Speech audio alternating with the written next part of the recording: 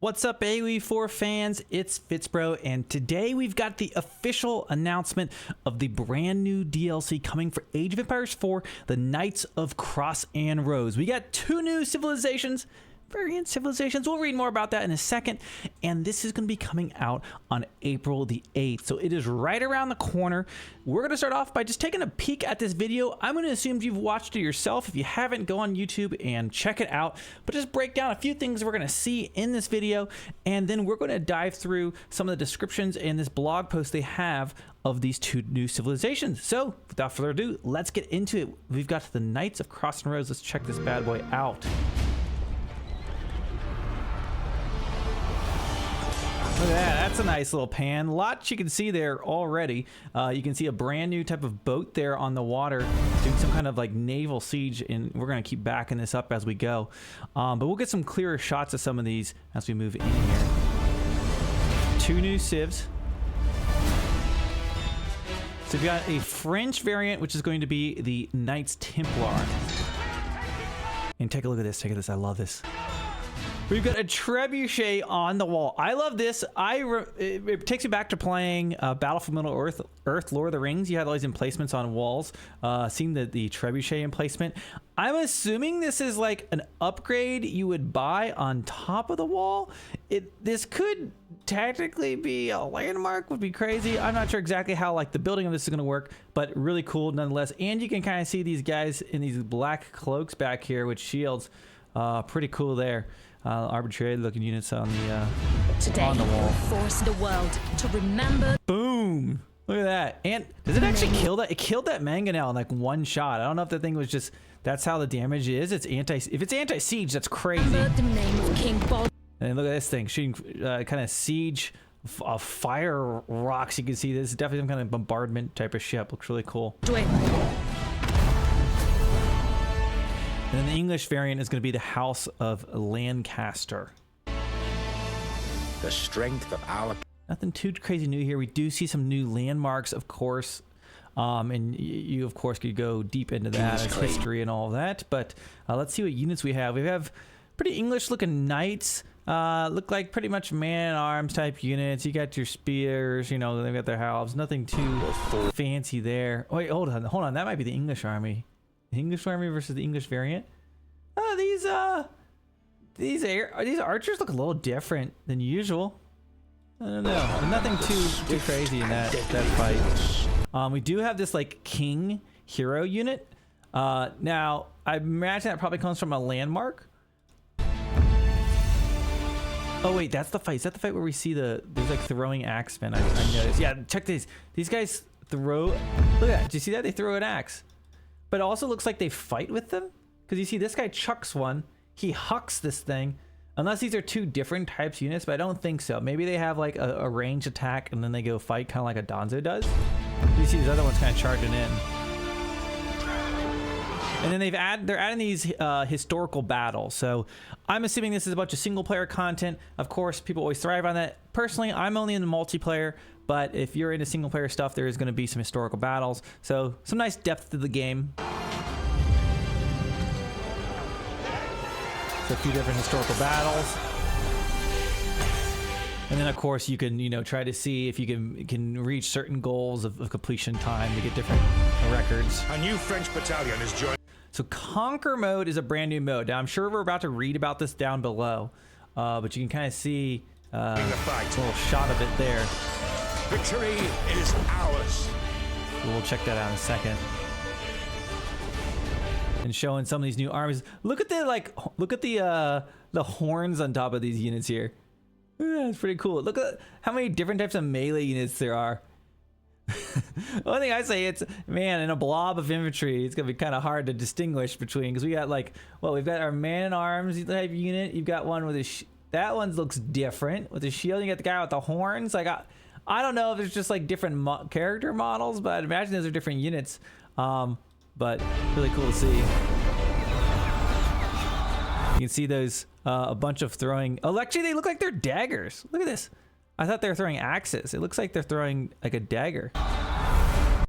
So it's hard to say if they throw the dagger and charge in. But there you go, just a little quick peek at that. Go check that video out for yourself. Of course, you can pre-order it, save 15%. April 8th is when it's going to come out. Let's dig deeper into this blog post. So the new DLC is going to be Knights of Cross and Rose, and this is my first time reading through this, so we'll discover it together. A different design philosophy behind the two new variant Civs. So we have Knights Templar and House of Lancaster. Command these iconic armies throughout, straight out of history and forge your own destiny. You get these special battles as they stave off Saladin's forces. Ensure the House of Lancaster survives against the Yorkists after a calmest defeat at Talton. So, in true historical nature of the Age of Empires franchise, really digging into the history side of things. Really cool. What's really captivated me when I first was getting into Age of Empires 2 for the first time, way back when, like learning about all the history and stuff. So they're really, digging in a little bit more of that, not just like giving us, easy new multiplayer content or whatever it might be. Okay, so we got the two new variations that change gameplay like never before, it says. It's a bold statement. Bold statement. New game mode is going to be the historical battles where you lead armies in action-packed battles by history, earn medals, yes, and then 10 new maps.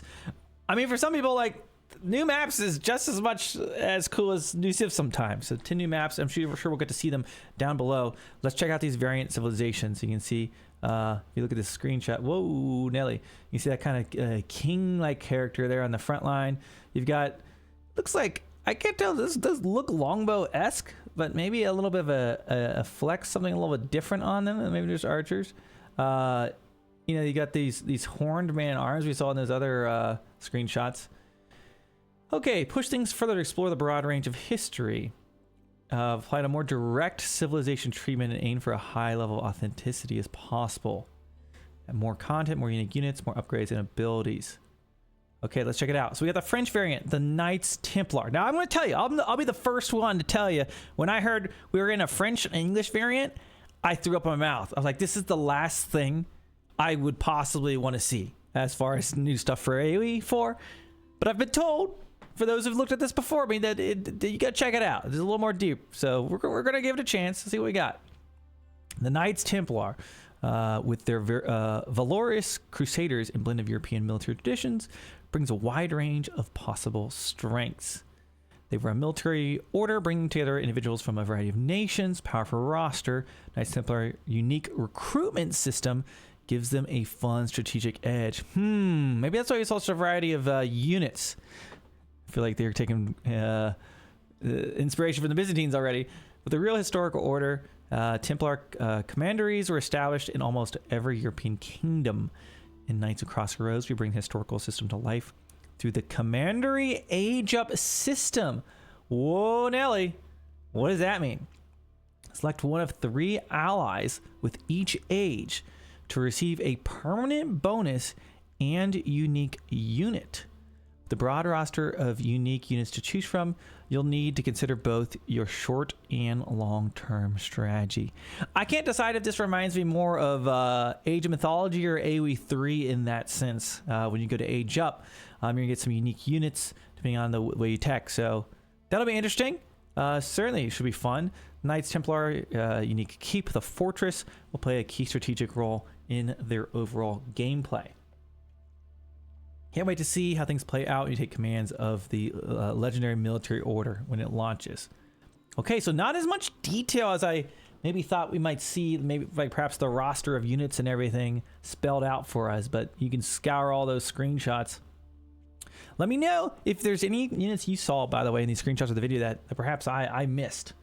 House of Lancaster English variant. So of course we've got a brand new building right there in the middle, landmark. These actually look like different types of buildings. I don't know it. Those must be their types of houses or something, or maybe that's their military. Let's see. Marshal the resolute forces of House of Lancaster, stepping. I keep reading this as Lannister. Those Game of Thrones fans out there, stepping into the turmoil of England's War of the Roses.